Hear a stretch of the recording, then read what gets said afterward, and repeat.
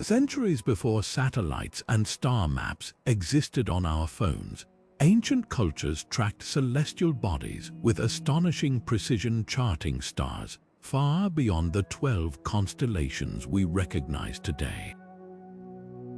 How did they achieve this without telescopes? What drove them to document the heavens so meticulously?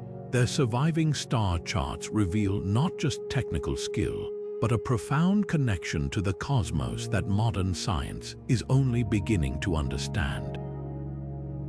Tonight, we're retracing their steps across the night sky, decoding the tools and theories they used to map the unknown. You'll discover how a Babylonian clay tablet holds coordinates more accurate than medieval astronomy, why Egyptian temples align with stars invisible to the naked eye, and what these ancient astronomers might have known about the universe that we've forgotten. This isn't just history, it's a celestial detective story written in starlight. Long before the Zodiac became synonymous with horoscopes, ancient stargazers saw it as merely a starting point, a familiar neighborhood in the vast city of the night sky. While we often fixate on those 12 constellations today, early astronomers knew the cosmos held far more secrets.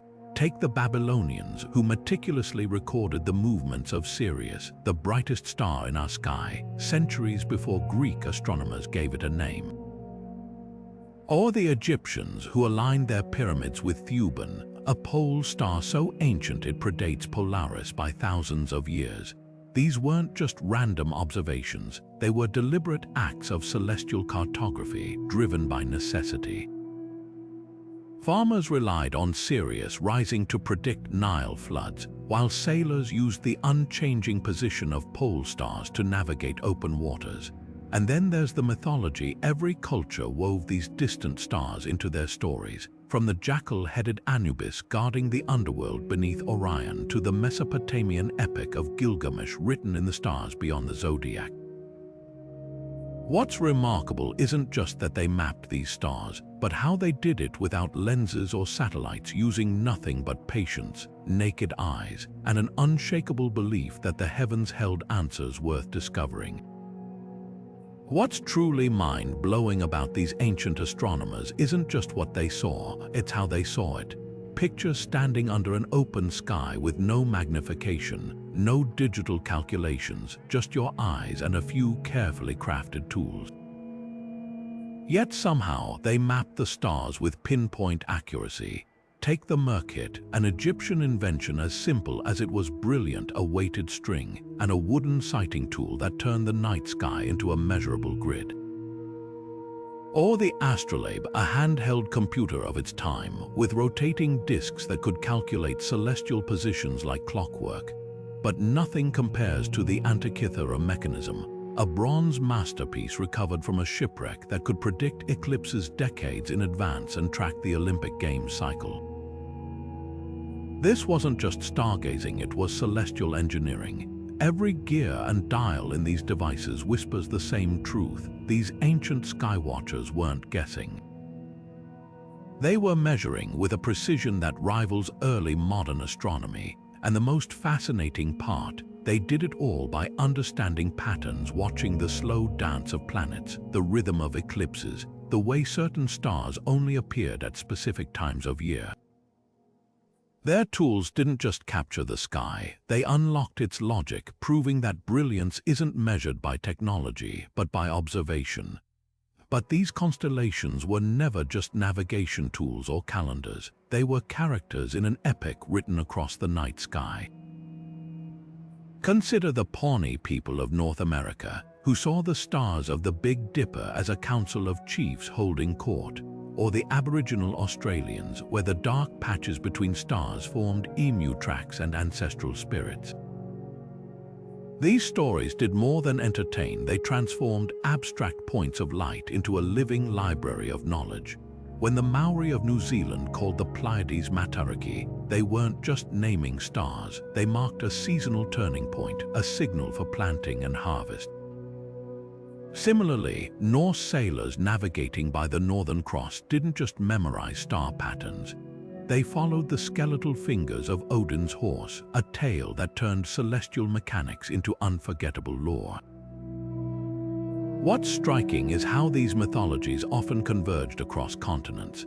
From Greece to China, the scorpion-like shape of Scorpius warned of summer's end, proving that even without telescopes, humanity shared a universal language written in starlight. The brilliance of these ancient astronomers wasn't just their ability to chart the heavens. It was their genius in wrapping celestial truths in stories so vivid they survived millennia. Hidden away in clay tablets and silk scrolls, the world's oldest star catalogues reveal an obsession with recording the heavens that rivals modern astronomy. The Babylonian MUL.APIN tablets etched over 2,600 years ago don't just name stars. They track their rising and setting like a celestial calendar, predicting solstices and equinoxes with eerie precision. What's astonishing is how these astronomers standardized their observations across generations, creating a shared language of the sky that lasted centuries. Meanwhile, halfway across the world, Chinese astronomers were compiling the Shishi catalog, noting not just star positions but something even more groundbreaking: changes in the night sky.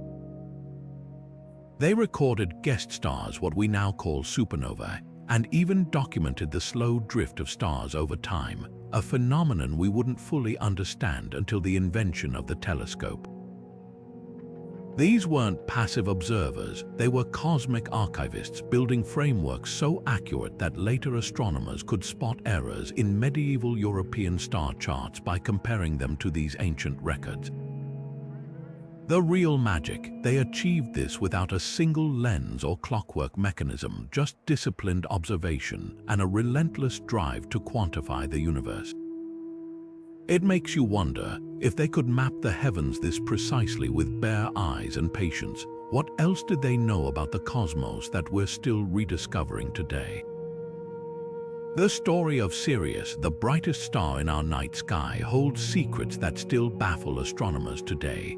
But none are more intriguing than the knowledge preserved by the Dogon people of Mali, who spoke of a dense, invisible companion star orbiting Sirius long before modern telescopes confirmed its existence. How could a culture without advanced instruments describe Sirius B, a white dwarf so faint it wasn't formally discovered until the 19th century, with such precision? Their oral traditions speak of a tiny, heavy star made of the heaviest matter in the universe, a startlingly accurate description of a white dwarf's extreme density. Even more astonishing, they mapped its elliptical 50-year orbit around Sirius, a detail that aligns almost perfectly with modern astrophysics. Some researchers suggest this knowledge came from an advanced civilization now lost to time, perhaps an unknown African astronomical tradition that once rivaled Babylon or Egypt. Others propose even more radical theories, from forgotten technologies to contact with starfarers, but the truth might be simpler and far more profound. The Dogon's deep study of the night sky, passed down through generations of meticulous observation, hints at a forgotten era when humanity's connection to the cosmos was far more nuanced than we assume. Their understanding wasn't just scientific, it was sacred, woven into rituals, architecture, and mythology. The Dogon didn't just know about Sirius B, they revered it, embedding its movements into their agricultural cycles and spiritual teachings. What's undeniable is this: their celestial wisdom forces us to reconsider the limits of ancient astronomy. If an oral tradition in West Africa preserved such precise cosmic knowledge, what else might other cultures have known and lost about the universe? The mystery of Sirius isn't just about a star. It's a reminder that history's greatest astronomers weren't always holding telescopes. Some were sitting under open skies, listening to the whispers of ancestors who had mapped the heavens long before the modern world even began. While Babylonian clay tablets and Egyptian murk hits demonstrated early mastery of the night sky, it was the Greeks who transformed celestial observation into a true science. Enter Hipparchus of Nicaea, a man so devoted to the stars that he reportedly spent nights on a windswept Aegean island comparing his own observations with those recorded centuries earlier. His breakthrough wasn't just about cataloging stars, it was about revolutionizing how humanity understood them. Around 129 BCE, armed with nothing but simple instruments and relentless curiosity, he compiled a catalogue of over 850 stars, each meticulously ranked by brightness and plotted with startling accuracy. What set Hipparchus apart wasn't just his precision, it was his method. He didn't merely note where stars appeared, he quantified them, developing early trigonometric techniques to calculate celestial distances. Imagine trying to measure the cosmos with no calculators, no telescopes, just geometry and patience. Yet his work was so exact that when a new star suddenly blazed into view in 134 BC, likely a supernova, he used it as a reference point to question everything. This anomaly led him to a jaw-dropping realization. Stars weren't fixed in place as everyone believed. They moved slowly, imperceptibly, but enough that future astronomers would confirm his discovery of what we now call precession, the gradual wobble of Earth's axis that shifts star positions over millennia. His star atlas didn't just inspire later astronomers, it became the backbone of celestial navigation for centuries. Claudius Ptolemy's famed Almagest, written nearly 300 years later, borrowed heavily from Hipparchus' work, preserving it for posterity. But here's what often goes unsaid. Hipparchus wasn't just mapping stars, he was mapping time itself. By correlating celestial patterns with seasons, eclipses, and even earthquake patterns, yes, he theorized about those too. He revealed a universe far more dynamic than his contemporaries dared to imagine. The real genius, he did it all without ever seeing the full sky confined to the northern hemisphere. He inferred the existence of southern constellations purely through mathematical deduction. That's the legacy of this unsung pioneer, not just a star catalogue, but proof that the human mind could unlock cosmic secrets long before technology caught up. While the Western world struggled through the Dark Ages, a scientific renaissance was unfolding under desert skies, one that would preserve and advance celestial knowledge at a critical juncture in history. In the bustling observatories of Baghdad and Damascus, Islamic astronomers weren't just copying ancient Greek texts, they were correcting them, refining them, and uncovering celestial wonders that even Hipparchus had missed. Foremost among these visionaries was Abd al-Rahman al-Sufi, a 10th century scholar whose Book of Fixed Stars became the definitive celestial atlas for centuries. Working under candlelight, he did something revolutionary. He merged Greek star names with Arabic folk astronomy, creating a hybrid catalogue that still echoes in the names we use today: Betelgeuse from Yad al-Jawza, Altair from al-Nasser al-Taher. Al-Sufi's most astonishing feat, spotting what he called a little cloud near Andromeda, our first recorded observation of the Andromeda galaxy, though telescopes wouldn't confirm its true nature for another 900 years. But this was no solitary achievement. Across the Islamic world, astronomers like al-Battani were recalculating Earth's axial tilt with near-modern precision, while observatories in Marrakech and Samarkand developed quadrant instruments so large they dwarfed their users, achieving measurements accurate to fractions of a degree. What's often overlooked is their democratic approach to knowledge. Many of these scholars were also translators, meticulously preserving Greek, Persian, and Indian texts in Arabic, not hoarding them, but ensuring they'd survive to fuel later scientific revolutions. The irony is profound. While Europe's libraries crumbled, these astronomers were building something far more durable than parchment, a legacy of rigorous observation and cross-cultural scholarship. They didn't just bridge antiquity and the Renaissance, they proved that scientific progress isn't linear, but a collective human effort spanning continents and faiths. When Copernicus finally challenged Earth's place in the cosmos, He stood on the shoulders of these forgotten giants, men who'd kept the stars within humanity's reach during history's longest night.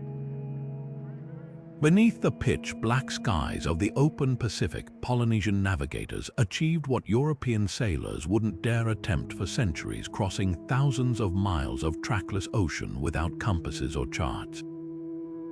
Their secret, a celestial roadmap etched not in parchment but in memory, passed down through chants and stick charts. At the heart of this knowledge were stars like Hokulea, what we call Arcturus, a beacon so vital it guided voyagers straight to Hawaii's shores. But here's what makes their celestial science extraordinary. They didn't just follow single stars, they mapped relationships between them, using entire constellations invisible to most zodiac-centric cultures. Picture this, a master navigator, or PWO, lying in a canoe's hull at night, feeling the swell of waves while tracking the rise of Hipparchus speaker, just as their ancestors had done. Their star compass wasn't a physical tool, but a mental grid dividing the horizon into 32 directional houses, each anchored by a specific star or constellation. When clouds obscured one guide, they'd pivot to another, perhaps the Pleiades or the Southern Cross, reading the sky like a rotating clock face. Unlike Western navigators fixated on the ecliptic, Polynesians understood something radical. The celestial sphere's entire canvas held meaning. The zenith star directly overhead, that was their latitude marker, the angle of a rising star, a GPS coordinate encoded in light. What's often overlooked is how they blended astronomy with environmental intelligence. They didn't just memorize stars, they watched how their light reflected on clouds, signaling distant islands. They tracked bird flight patterns at dusk, knowing certain species never strayed far from land. This wasn't just navigation, it was a dialogue with nature, where every wave, wind shift, and star position told a story. And the proof is in their legacy. Centuries before Magellan's crew mutinied from fear of falling off Earth's edge, Polynesians had already settled islands across an area larger than the continental United States, all by trusting the silent language of uncharted stars. Today, their methods aren't just historical footnotes they're resurging.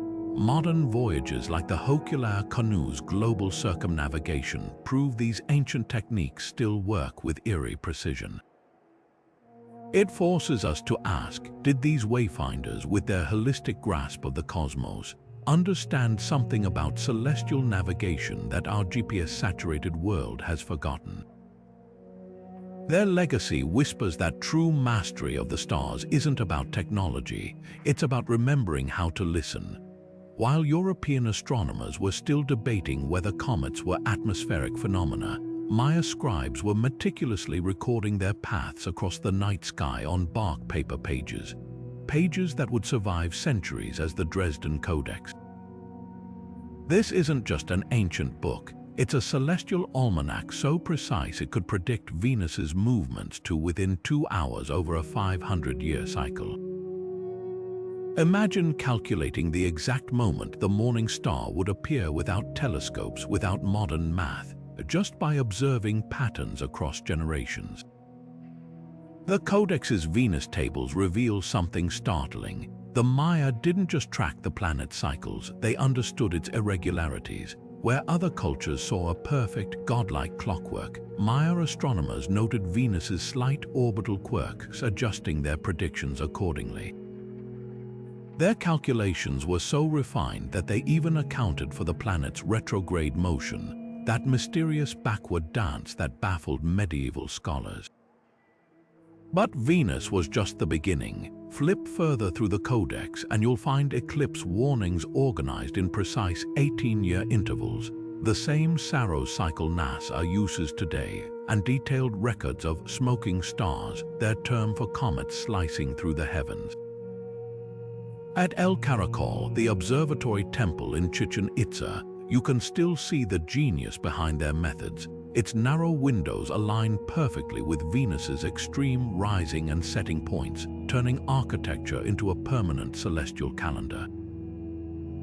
But here's what truly sets Maya astronomy apart. They never separated science from spirituality.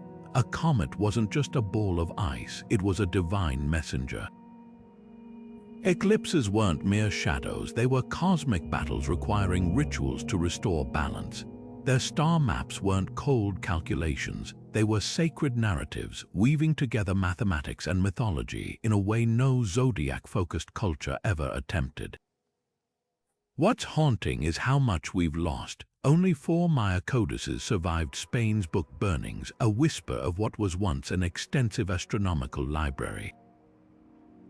Yet even these fragments force us to ask, if they could decode the cosmos with such depth using only sticks, shadows, and generations of patient observation, what other celestial secrets did they take with them?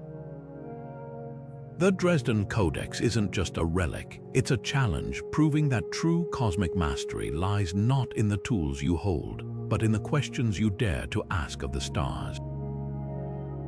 Beneath the sands of time, the ceiling of Egypt's Dendera temple hides one of antiquity's most enigmatic star maps, a celestial snapshot that defies everything we thought we knew about ancient astronomy.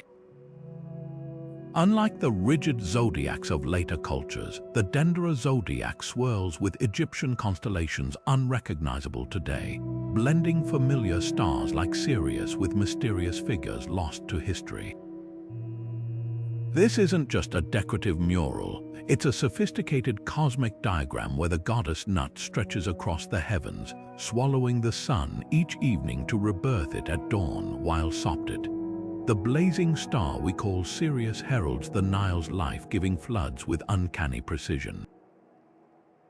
What's truly revelatory isn't just what the Egyptians depicted, but how they used it.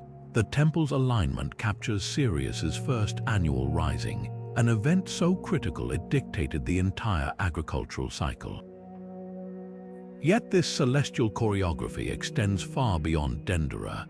Look south to Giza, and you'll find the pyramids mirroring Orion's belt with an accuracy that can't be coincidence.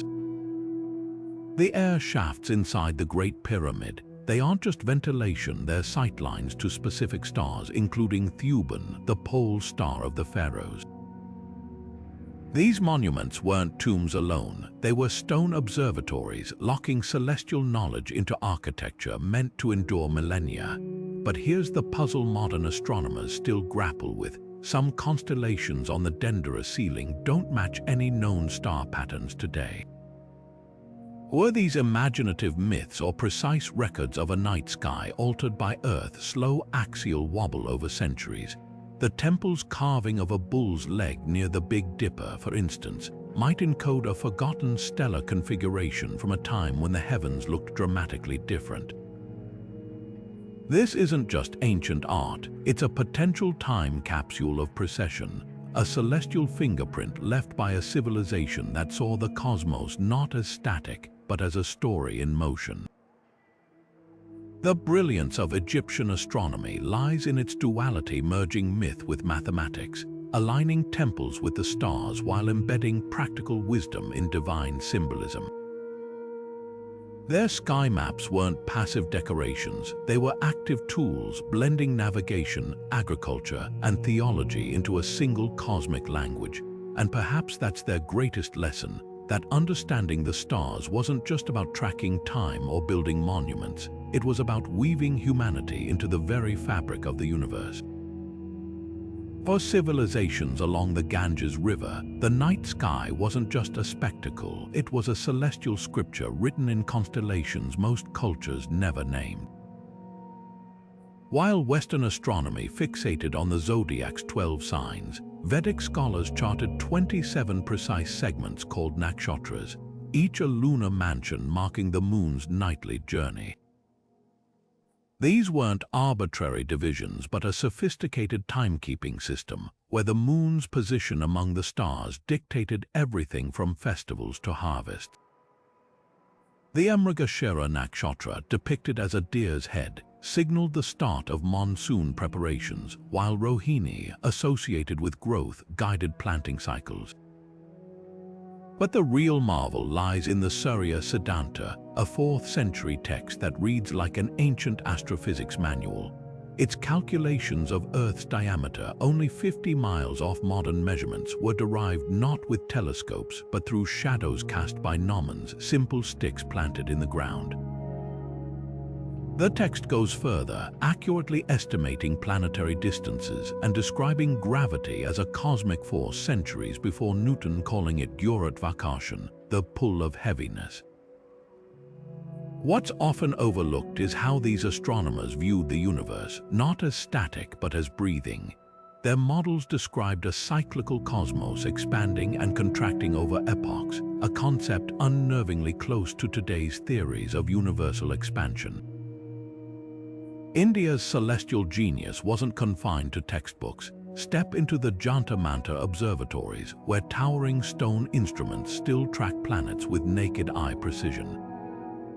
The Samrat Yantra, a sundial the height of a modern apartment building, can tell time down to 2 seconds, no gears, no electricity, just geometry carved in stone. These weren't just tools, they were temples to measurement, blending science with spirituality in a way that feels radical even today. The brilliance of Vedic astronomy lies in its refusal to separate the cosmic from the sacred. When they mapped the nakshatras, they weren't just plotting stars, they were tracing the footsteps of deities, seeing mathematics as a form of devotion.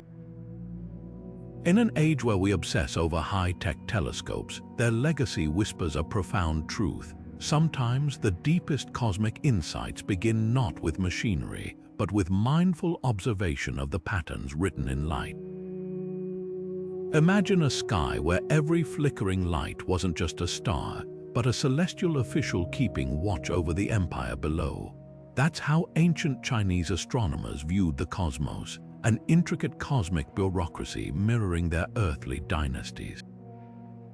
The North Star wasn't merely a navigational marker. It was the supreme palace, the heavenly seat of the emperor, while surrounding constellations became ministers, generals, and even prisons. This wasn't poetry, it was statecraft written in starlight. Their observations went far beyond symbolism. In the year 1054, court astronomers recorded something extraordinary: a guest star, blazing near Taurus so brightly it outshone Venus for 23 days. What they'd witnessed was actually a supernova, the explosive death of a distant sun. Today, we know its remnants as the Crab Nebula, but to the Song Dynasty scholars, it was an urgent celestial memo demanding interpretation. Was it an omen of war, a sign of imperial favor? These weren't idle questions. Astronomy was a matter of national security. The scale of their precision still stuns modern researchers. At the ancient observatory of Dengfeng, you can still see the ruins of a gnomon tower designed to measure the sun's shadow down to a fraction of an inch, calculating solstices with near-perfect accuracy. Meanwhile, the legendary Zhang Heng crafted the world's first seismoscope in the 2nd century, but lesser known is his celestial globe, a bronze marvel that mapped over 2,500 stars, their positions mirroring Earth's geographical divisions. What's often overlooked is how China's star catalogues defied zodiacal tradition. While the West fixated on 12 constellations, Chinese astronomers charted 28 lunar mansions ZU, each corresponding to key celestial events.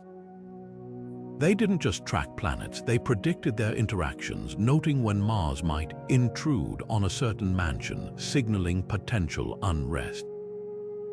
The sky wasn't static, it was a dynamic ledger of power shifts where comets were impeachment notices and eclipses required emergency bureaucratic reform.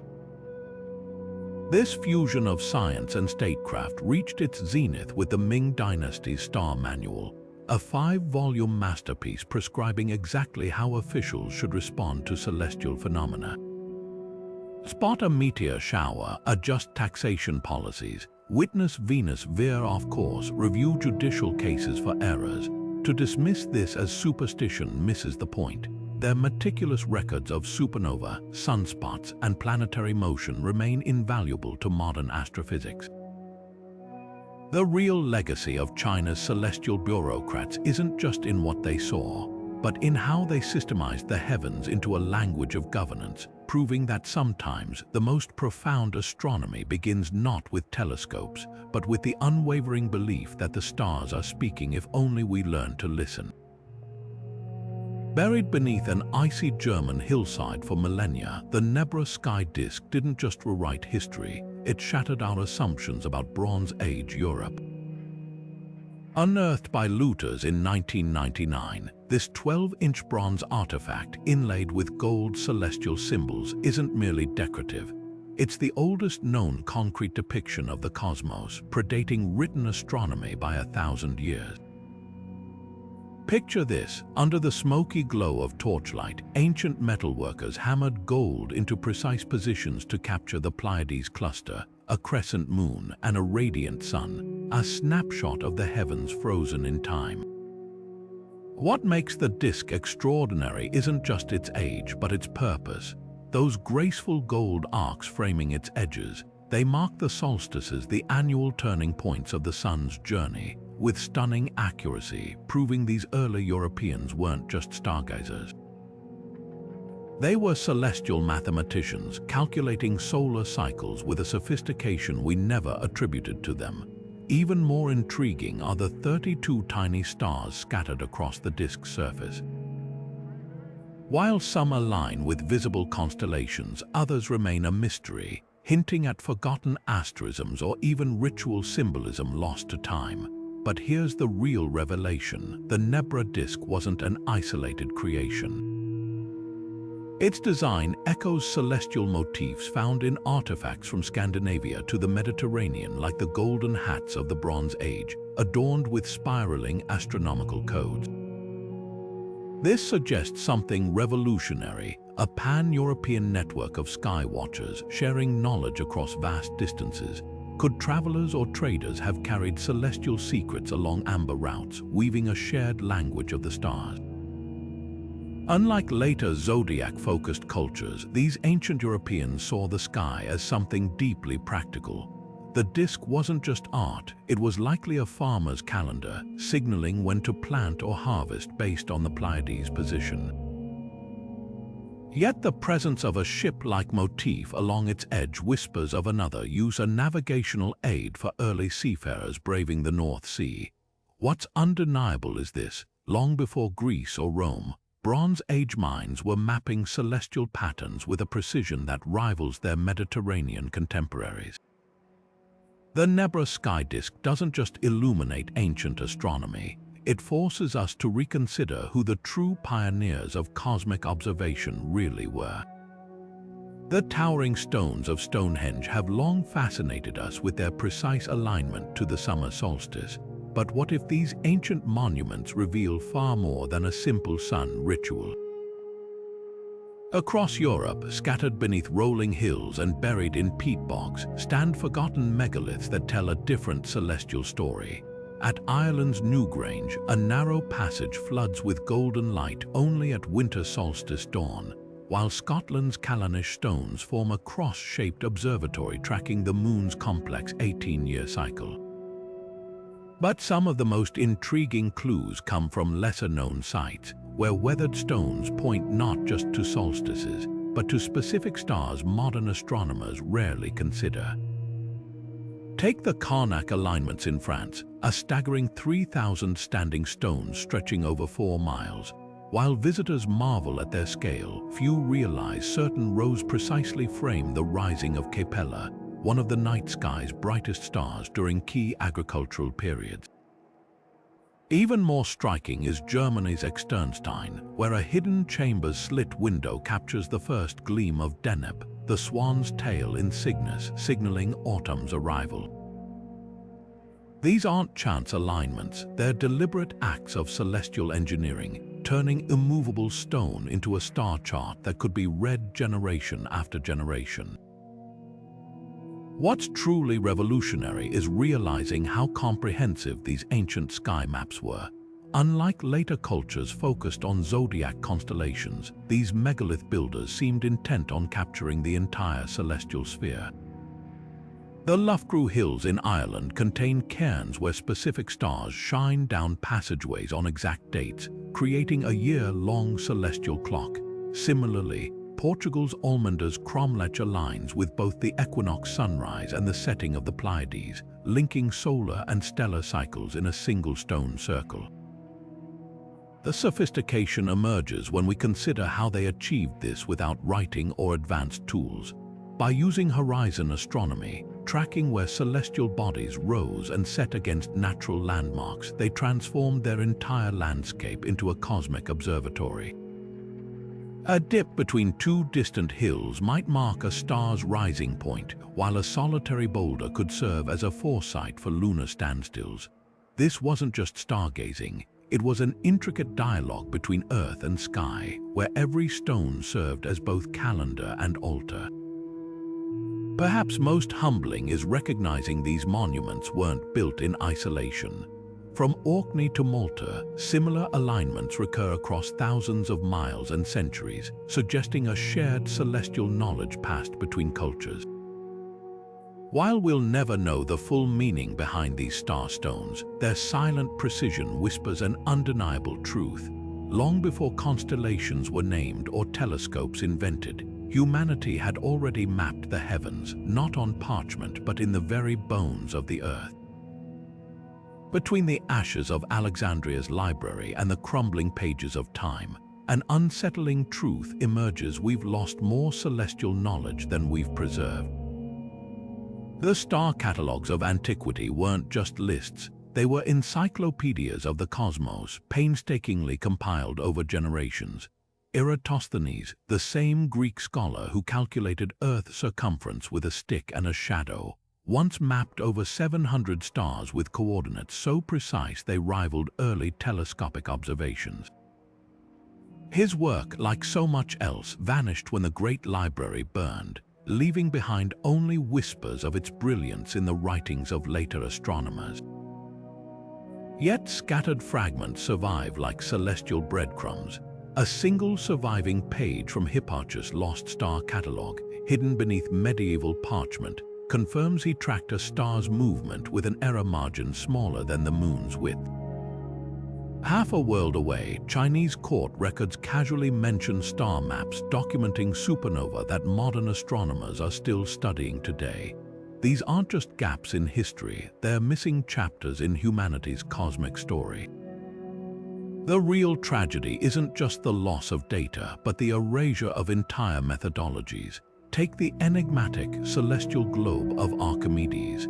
A mechanical model of the heavens so advanced Cicero claimed it replicated planetary motions, as if the gods themselves had grasped its gears.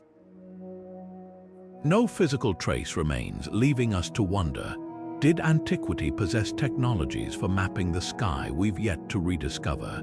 Even more haunting are the oral traditions, like Polynesian navigational chants encoding star paths that modern software struggles to decode without indigenous knowledge holders. What makes these losses especially poignant is realizing how interconnected ancient astronomy truly was. Persian scholars cited Indian sign tables, Greek texts referenced Babylonian eclipse records, and Arab astronomers preserved star names from cultures long gone. This wasn't just a collection of isolated observations, it was a collaborative, global science. The surviving shards, from Maya eclipse tables to surviving fragments of Ptolemy's Almagest, hint at a shared celestial language we're still reconstructing. Perhaps the most humbling lesson lies in the Dogon people's surviving Sirius lore, proof that some star knowledge endured against all odds, passed down through generations without written records. It forces us to ask, if so much was preserved against the tides of war and time, how much more profound might our ancestors' understanding of the cosmos have been? The real mystery isn't just what we've forgotten, but what fragments might still be waiting, hidden in plain sight, to rewrite our celestial history once more. We often assume modern astronomy holds all the answers, that our satellites and supercomputers have unlocked secrets ancient stargazers couldn't fathom. But step back for a moment and you'll notice something extraordinary. Those early astronomers didn't just observe the cosmos, they lived it, merging precision with poetry in ways we're only beginning to appreciate. Take eclipse predictions, for example. While today's scientists rely on algorithms tracking the moon's orbit, Babylonian clay tablets from 2,600 years ago contain startlingly accurate eclipse warnings, calculated through painstaking cycles recorded over generations. Their methods weren't just mathematical, they were generational, built on lifetimes of disciplined observation passed down like heirlooms. What's fascinating isn't just their accuracy, it's their perspective. Modern science often separates celestial mechanics from cultural meaning, but ancient astronomers saw no such divide. When Mayan priests timed Venus's appearances to the hour, they weren't merely crunching numbers, they believed the planet's movements held divine messages about war and harvest. Similarly, Polynesian navigators didn't just use stars as tools, they spoke to them as ancestors, weaving astronomy into chants that guided voyages across thousands of miles of open ocean. This wasn't superstition clouding science, it was a deeper science, one that recognized the universe as both measurable and meaningful. Yet here's where the comparison gets provocative. Today's astrophysicists can map dark matter or peer back to the universe's infancy, but we've lost something vital, the integration of knowledge. Ancient skywatchers didn't compartmentalize. A Greek astronomer like Hipparchus could chart stars and theorize about earthquakes, while Chinese court astronomers linked comet sightings to societal shifts. Their approach was holistic, seeing celestial patterns as threads in a larger tapestry connecting weather, agriculture, and human destiny. That's not to romanticize the past. We've surpassed ancient astronomers in raw data, uncovering black holes and exoplanets they never imagined. But their legacy challenges us to ask, in our quest for deeper space, have we forgotten how to listen to the cosmos?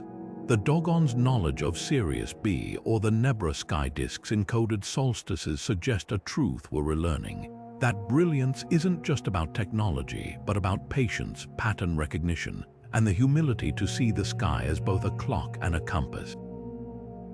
Perhaps the real lesson lies not in who knew more, but in recognizing that the fullest understanding of the universe demands both our calculators and our curiosity. There's something haunting about how the same celestial figures appear in star myths oceans apart. Take the constellation we call Orion, the Greek hunter with his iconic belt. Halfway around the world, the Navajo saw those same stars as the Black God, a sacred figure who brought fire to humanity. Across the Pacific, Aboriginal Australians recognized the pattern as a group of hunters pursuing the Pleiades. How could cultures separated by continents and millennia envision such strikingly similar stories in the same patch of sky? The parallels run deeper than heroes and hunters. The Pleiades cluster, known as the Seven Sisters in Greek lore, appears in nearly identical myths from Japan to the Americas, often tied to themes of loss, escape, or celestial reunions. Even more fascinating are the shared narratives surrounding the Milky Way. To the Greeks, it was the spilled milk of the goddess Hera. In West Africa, the Bambara people saw it as the path of ancestral spirits, while Quechua traditions described it as a celestial river connecting the living and the dead. These aren't just random similarities, they're echoes of something universal. One compelling theory suggests these stories emerged independently as humanity's response to the night sky's most vivid patterns. The stars of Orion, for instance, form such a distinctive shape that it's almost inevitable cultures would project human or divine figures onto them. But other patterns defy coincidence. The constellation Scorpius appears as a scorpion not just in Mesopotamia, but also in Mesoamerica and Australia. The Big Dipper's ladle shape is reinterpreted as a bear, a wagon, or a coffin across Eurasia, always tied to themes of cyclical time or transformation. Could there have been an ancient cross-pollination of celestial knowledge? Trading routes like the Silk Road or maritime pathways might have carried star lore between distant civilizations long before written history. Yet some connections remain unexplained. The Dogon people's knowledge of Sirius B predates telescopic confirmation by centuries, while Polynesian navigators shared star compass techniques with no clear link to Eurasian astronomy. Perhaps the most profound takeaway isn't about who borrowed from whom, but how the night sky served as humanity's first common language. When you examine these myths side by side, they reveal a shared instinct to make sense of the cosmos through story, encoding survival wisdom in starlight.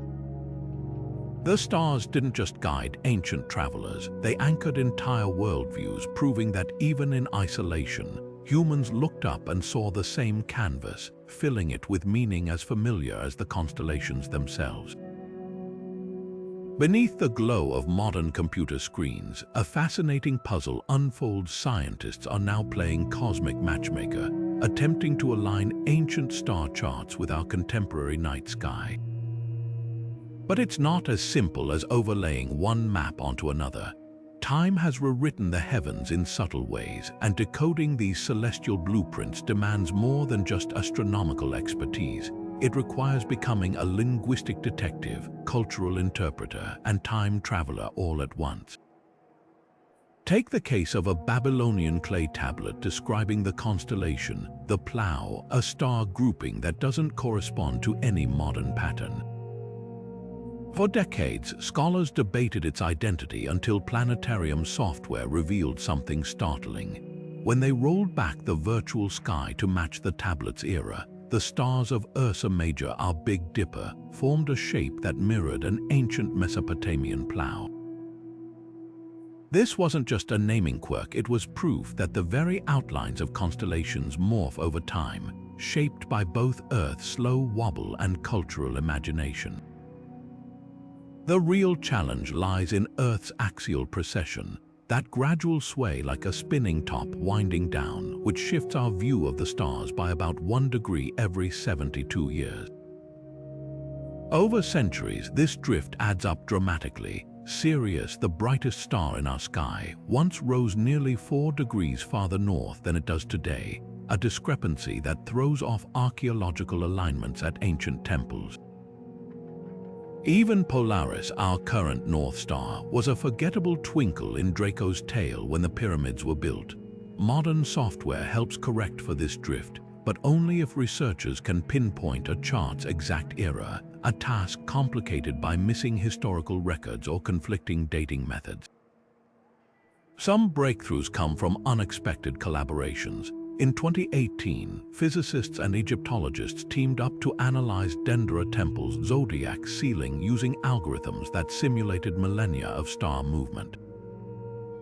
They discovered its configuration only matched the sky between 50 BC and 30 BC, a precise dating clue hidden in astronomical code. Similarly, Polynesian navigation charts, once dismissed as mythology, have been digitally mapped to reveal accurate star paths from 800 years ago, proving these oral traditions preserved precise celestial data across generations.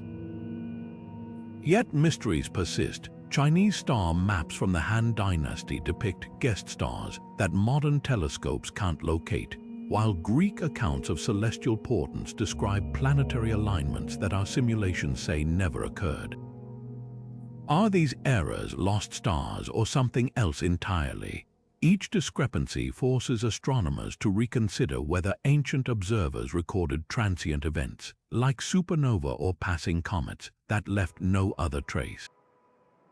What emerges from this high-tech detective work is a humbling realization. These ancient maps weren't meant to be static snapshots, but living documents of a shifting cosmos. When a Maya scribe tracked Venus or an Egyptian priest noted Sirius's rising, They weren't just logging data, they were chronicling a relationship between humanity and the heavens that modern technology is only now helping us fully appreciate. The true value of these star charts isn't just in their coordinates, but in their reminder that the night sky has always been a mirror, reflecting both celestial truths and the cultures striving to understand them. What if the precision of ancient astronomy wasn't purely human achievement? Among scholars, a provocative question lingers. Could some cultures have received celestial knowledge from sources beyond their time, or even beyond this world? The idea seems ripped from science fiction, yet certain anomalies refuse to fit neatly into conventional history. Take the Dogon people again. Their detailed understanding of Sirius B, a star invisible without telescopes, continues to defy easy explanation. Mainstream archaeologists suggest cultural contamination from early European visitors, but the Dogon's oral traditions trace this knowledge back centuries before such contact. The discrepancy has fueled theories ranging from lost African civilizations to, well, more speculative possibilities. Then there's the Antikythera mechanism, a bronze Greek device so advanced it wouldn't be matched until the Renaissance. Gears within gears calculated planetary positions with a complexity that makes historians pause. Was this brilliance isolated or evidence of a wider, forgotten tradition of high-tech astronomy? Even skeptics admit the device hints at a lineage of technical knowledge that historical records simply don't preserve. And what of the Nazca lines in Peru? Those massive geoglyphs, some aligning with solstice sunrises or mirroring constellations, were created by a culture with no known writing system. How did they plot such precise astronomical markers across miles of desert without a way to record their calculations? The controversy isn't just about gaps in the archaeological record, it's about how we define possible. Mainstream science rightly demands evidence, and no smoking gun or alien artifact has emerged to prove external intervention. Yet dismissing these mysteries outright risks repeating history's mistakes, like when experts once scoffed at the idea that meteorites could fall from the sky. The middle ground, acknowledging that ancient ingenuity might have been far more sophisticated than we've credited, whether through undiscovered technologies, cryptic cross-cultural exchanges, or simply observational skills honed over generations modern science can scarcely imagine. Perhaps the most enduring lesson from these debates isn't about aliens or lost super-civilizations, but humility. Every time we've assumed ancient people couldn't have achieved something, from building the pyramids to tracking Venus's retrograde motion, we've been proven wrong. Maybe the real mystery isn't who helped them, but why we keep underestimating the boundless curiosity and capability of humankind under the stars. As we marvel at today's space telescopes and interplanetary probes, it's easy to assume modern astronomy operates purely on cutting-edge innovation.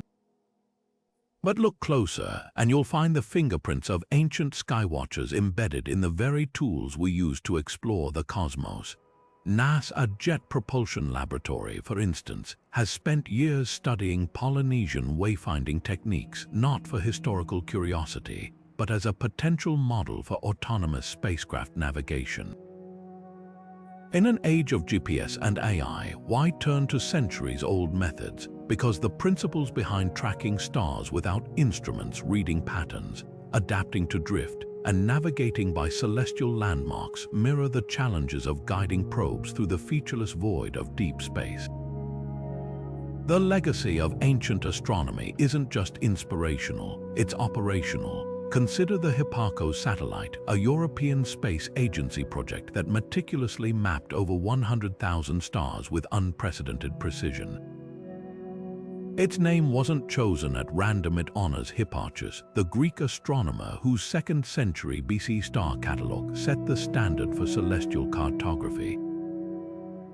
Like its namesake, Hipparchus measured stellar parallax, that subtle shift in a star's position when viewed from different points in Earth's orbit. The same geometric principle Hipparchus pioneered with rudimentary tools now helps modern astronomers calculate distances to faraway galaxies. Perhaps the most tangible bridge between past and present lies in the simple concept of the zenith star, the point directly overhead that ancient navigators used to pinpoint latitude. Today, sailors and pilots still rely on celestial navigation as a fail-safe when technology fails, while spacecraft like the Orion capsule use star trackers, digital descendants of Polynesian star compasses, to orient themselves in space. Even the algorithms guiding Mars rovers incorporate celestial mechanics first recorded by Babylonian astronomers tracking planetary motions on clay tablets. What these connections reveal isn't just continuity, but something more profound, that the most enduring discoveries aren't about technology but perspective. Whether it's a Polynesian voyager reading the angle of Arcturus or a NASA engineer programming a probe's trajectory, both are solving the same eternal puzzle: how to find our way in an infinite universe.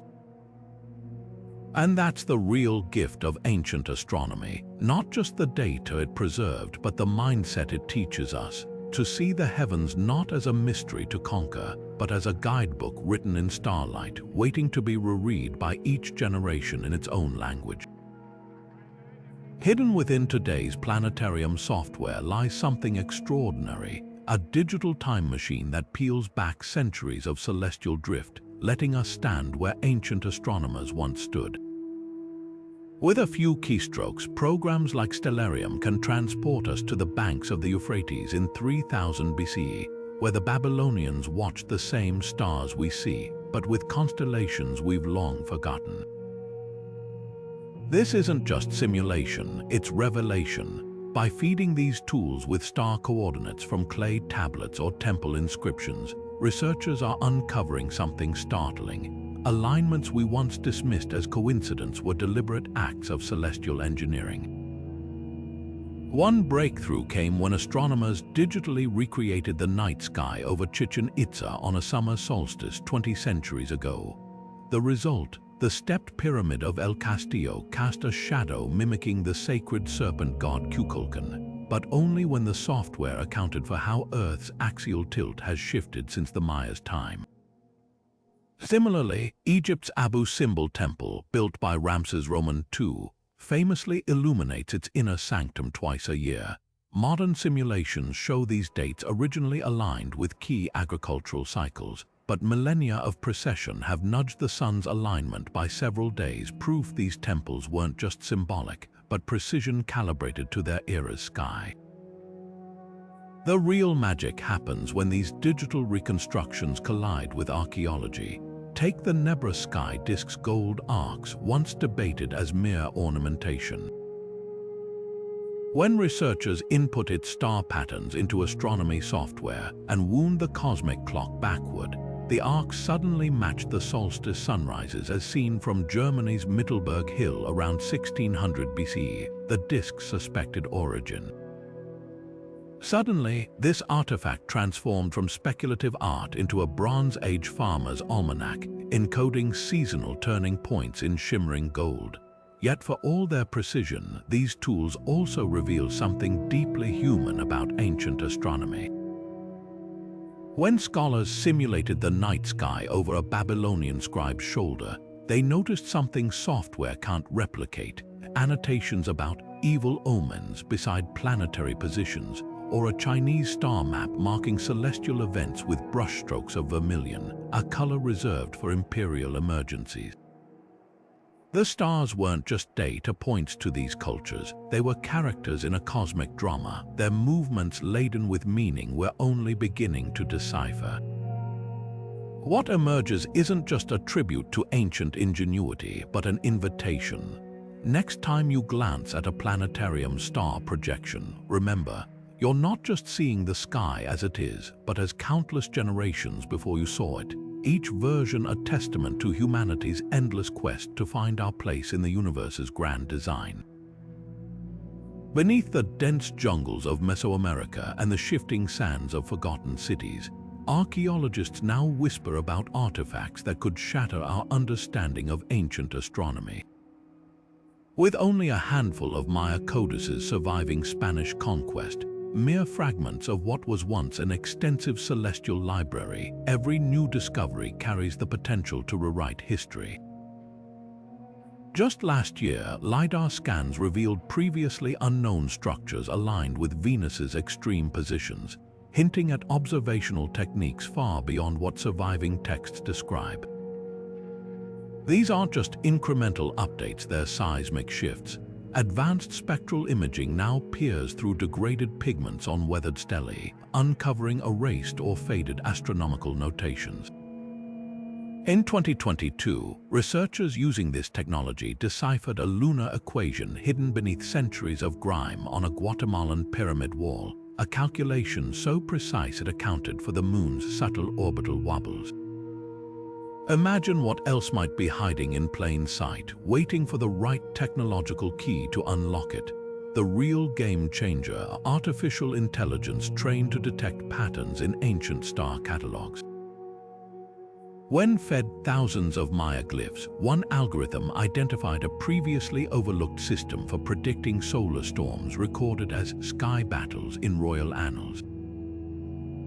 This suggests indigenous astronomers may have tracked sunspot cycles millennia before telescopes, correlating cosmic events with earthly phenomena like droughts or crop failures.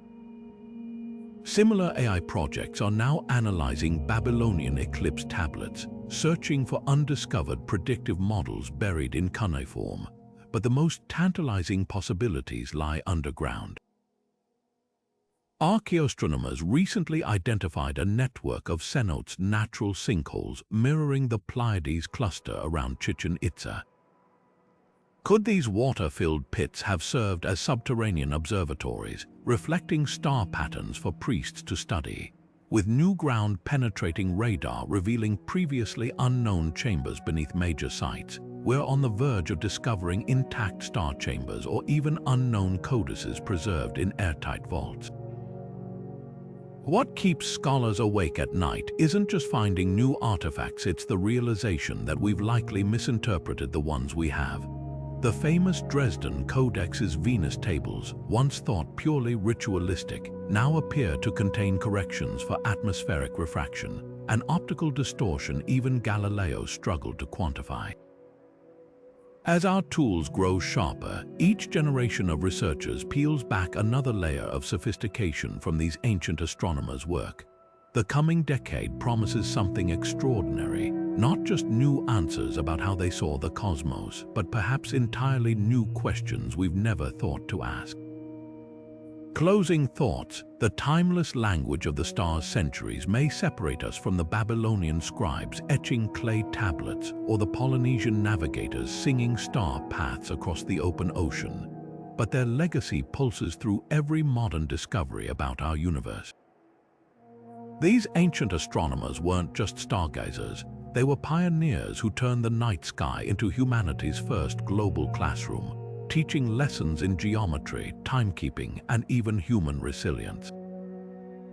Long before satellites could peer into deep space, they decoded planetary motions with nothing but patience and ingenuity, proving that the most profound tools are often curiosity and careful observation.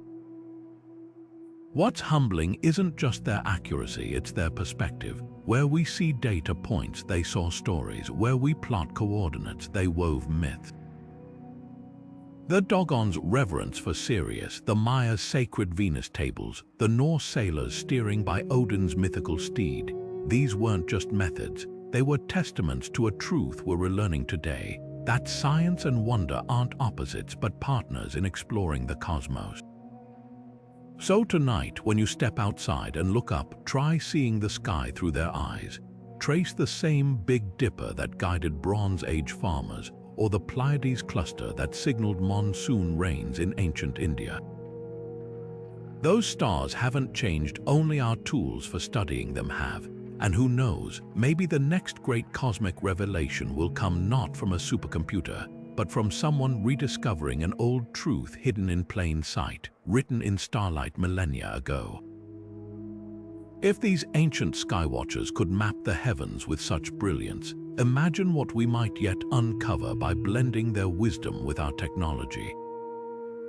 The universe is vast, but as these astronomers proved, so is human potential. Let's keep looking up together.